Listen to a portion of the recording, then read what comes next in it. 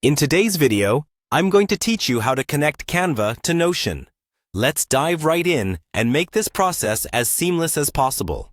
To start, you'll want to fire up Canva and create your graphic or design. This could be anything that suits your needs, whether it's a vibrant poster, a detailed presentation, an informative chart, or any visual that you plan to embed into your Notion workspace. Once you've perfected your design and you're happy with how everything looks, head over to the top right corner of Canva. There, you'll find the Share button.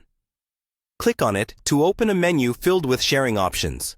What you're looking for is the More option. Select this to reveal further possibilities. You want to choose Embed from this list. Canva will then generate a smart embed link specifically for your design. This link is your key to connecting your Canva masterpiece with Notion. Go ahead and click to copy this link to your clipboard. Now, let's switch over to Notion. Navigate to the page where you want your Canva design to appear.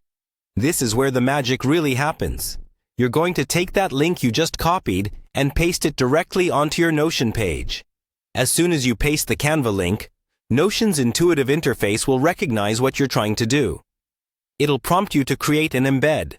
Simply click Create Embed and watch as your Canva design is displayed right inside your Notion page. Just like that, your visual content is seamlessly integrated into your workflow. It's worth noting that these embedded Canva designs in Notion aren't just static images.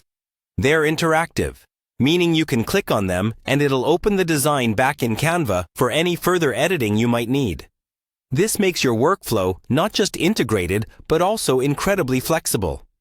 You're not just pasting an image.